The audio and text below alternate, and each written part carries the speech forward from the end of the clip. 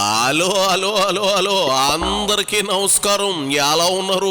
బ్రహ్మాండంగా ఉన్నారు. మరి ఈ రోజు రావు గారి రాచబండలోకి వచ్చిన సెలబ్రిటీ ఎవరో మీరు తెలుసుకోబోయే ముందు ఈ వీడియోకి ఒక లైక్ ఇవ్వండి, నన్ను కూతంత ఎంకరేజ్మెంట్ చేయండి. తాసా చెక్క.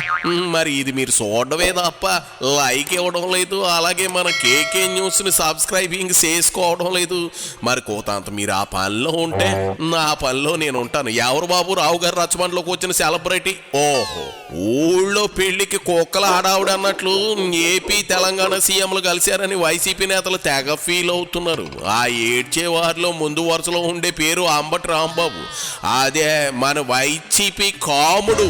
అయ్యకు లేక అడక్క తింటుంటే కొడుకు వచ్చి నేతి pulao with mutton fry piece కావాలన్నాడట. అలాగుంది రాంబాబు వ్యవహారం. అక్కడ జగన్ పాపం ఒక్క ఓటమితో అటు తాడేపల్లికి ఇటు హైదరాబాద్కి మధ్య తన్నకలాడుతూ ఉంటుంటే మధ్యలో నీ యాదవ కొంపటేందయ్యా రాంబాబా. సరే వచ్చాక వెనక్కి తిప్పి పంపించడం మా ఇంట వంట లేదు. మొదలెటవా ఇదిగో ఆటి నాంచకు స్టార్ట్ చెయ్యి. నిన్నగాక మొన్న తెలంగాణ రాష్ట్ర రాజధాని అయినటువంటి హైదరాబాద్ లో ప్రగతి భవన్ లో నూతనంగా ప్రమాణ స్వీకారం చేసినటువంటి ఆంధ్ర రాష్ట్ర ముఖ్యమంత్రి నారా చంద్రబాబు నాయుడు గారు, అలాగే తెలంగాణ ముఖ్యమంత్రి రేవంత్ రెడ్డి గారు, వారి వారి మంత్రివర్గ సభ్యులు కొంతమంది కలిసి సమావేశం కావటం జరిగింది. ఈ సమావేశానికి చంద్రబాబు నాయుడు గారే, మన రాష్ట్ర ముఖ్యమంత్రి గారు, మేము వస్తాము, మీతో చర్చిస్తాము అనేటువంటి ఒక లెటర్ రాస్తే, ఓకే రండి చర్చించండి అని తెలంగాణ ముఖ్యమంత్రి గారు అంగీకరించి ఆహ్వానిస్తే వెళ్లి చర్చలు చేశారు. ఏంది రాంబాబా, అడిగిందే అమ్మైనా పెట్టదంటారు, అడిగినా మీ జగనన్న రూపాయి కూడా ఇవ్వడంటారు.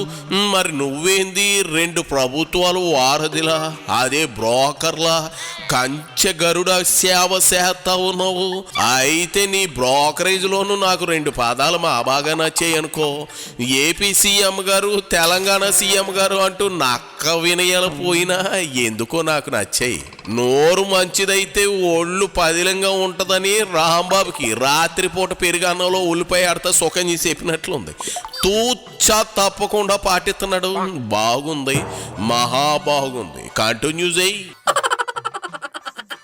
ఇక్కడ చాలా ప్రశ్నలకు సమాధానం లేనటువంటి సమావేశంగా ఈ ఇద్దరి ముఖ్యమంత్రుల సమావేశం మిగిలినట్టుగా అర్థమవుతా ఉన్నది. ఇంతకుముందు కూడా వైఎస్ఆర్ కాంగ్రెస్ పార్టీకి సంబంధించినటువంటి నాయకులు చాలా మంది మాట్లాడారు. ప్రధానంగా ఈ సమావేశం జరగవలసినటువంటి అవసరం ఎందుకు ఏర్పడింది అనే దాని మీద ఒక వివరణ ఇవ్వలేకపోయారు. ఇంకొక అంశం ఏమిటంటే, ఈ సమావేశానికి మన రాష్ట్ర ముఖ్యమంత్రి గారు ఆయన బృందంతో కలిసి వెళ్లే ముందు అనేకమైనటువంటి లీకులు తెలంగాణ ప్రభుత్వం డిమాండ్ చేస్తుంది కొన్ని అంశాలనేది అన్ని మీడియా ఛానల్లో విపరీతంగా ప్రచారమైంది. ఇప్పుడు కూడా ప్రచారం అవుతా ఉన్నది. ఓరి నీ వంకర బుద్ధి రేహంబో, బుద్ధి వారించుకున్నావు కాదు. నిన్ను పొగిడి క్షణమైనా కాలేదు, ఈ లోపు నీ వక్ర భాష్యాలు మొదలెట్టావా సుకన్యవదన. పొరుగు రాష్ట్రాల సీఎంల కన్నా ఇరు రాష్ట్రాల ప్రయోజనాల గురించి చర్చించుకోవడం పరిపాటే. దాంట్లో తప్పే ఉంది. జగన్ రెడ్డి కేసీఆర్ ముక్కు రాసుకుని తిరిగినప్పుడు ఈ నోరేమైంది? అప్పుడు ఇద్దరు మిలాఖాత్ అయ్యారు తప్ప ఒరిగింది ఏమైనా ఉందా? ఆహా, నాకు తెలియక అడుగుతా ఉన్నాను, ఏమైనా ఉందా? ఆయన 5 ఏళ్లలో 2-3 సార్లు కలిసినట్లున్నారు. నీదందా నీది, నాదందా నాది, నా జోలుకు నువ్వు రావద్దు, నీ జోలుకు నేను రాను, ఇదేగా. ఆయనేమో ఫామ్ హౌస్ తీర్థం పుచ్చుకుంటూ కాలం గడిపితే మీ జగలకేమో తాడేపల్లి ప్యాలెస్లో పబ్జీ ఆడుతూ 5 ఏళ్ళు ఎలబుచ్చేసాడు. రాష్ట్రానికి పైసా ఉపయోగం జరగలేదు కదా. ఈ ప్రచారం అవుతున్నటువంటి అంశాల మీద సమావేశం ముగిసిన తర్వాత తెలంగాణ ఉప ముఖ్యమంత్రి గారు, తెలంగాణ మంత్రులు, ఆంధ్ర రాష్ట్ర మంత్రులు ఒక సమావేశం ఏర్పాటు చేశారు.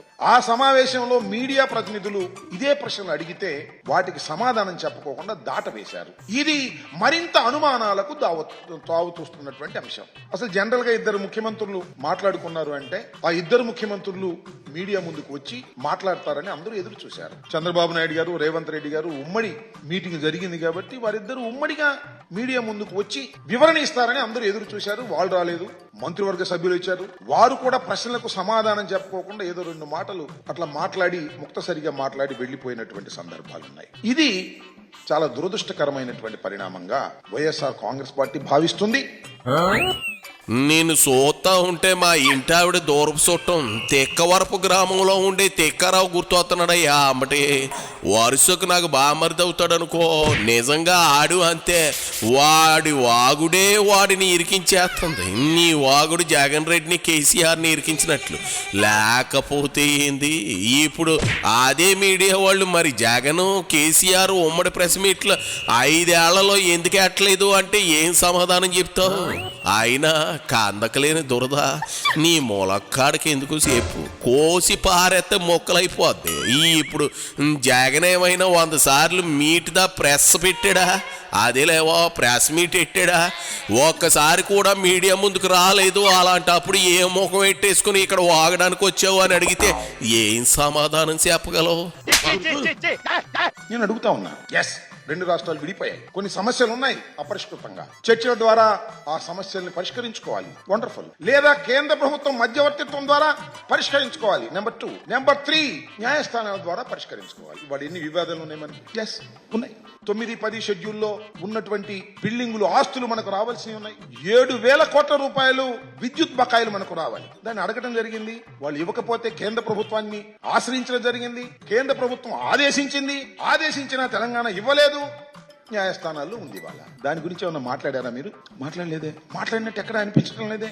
అది పోగా చిత్రమైన విషయం ఏంటంటే శ్రీశైలం, నాగార్జున సాగర్ ఈ 2 ఉమ్మడి ప్రాజెక్టులు సరిహద్దులో ఉన్నాయి. వారికి మనకి సరిహద్దులో ఉన్నాయి కాబట్టి ఉమ్మడి ప్రాజెక్టులు. వాటిలో అనేక ఇష్యూస్ ఉన్నాయి. వాటి గురించి మాట్లాడారా? నువ్వు చెప్పిన 3 పాయింట్లలో మీరెన్నింటిని పరిష్కరించారు ఈ 5 ఏళ్ళు ఆంబోతూ? ఒక్కటి కూడా పట్టించుకోలేదు.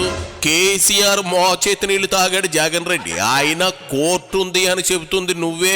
మరి దాని గురించి మాట్లాడరా అంటావేంది?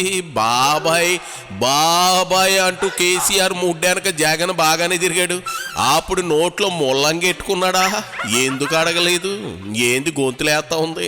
నీకు టైం దగ్గర పడిపోయింది రాంబాబు. సత్తెనపల్లిలో నువ్వు చేసిన రంకులన్నీ బయటకు వచ్చేస్తాయి. అప్పుడు జైల్లో కూర్చుని విభజన చట్టంలో ఉన్న లొసుగులు చర్చించుకోవచ్చు. ఏమంటావు? ఆయన గత 5 ఏళ్లలో మరి మీరెందుకు హైదరాబాద్ ఉమ్మడి రాజధాని కదా మేము వచ్చేస్తామనలేదు? అలా అని ఉంటే కేసీఆర్ మీకు సొక్కలు చూపించేవాడు. ఇక్కడ జోక్స్ చెప్పి నేను ముగిద్దా, నువ్వు మూసుకుని ఇక దోబ్బేయి.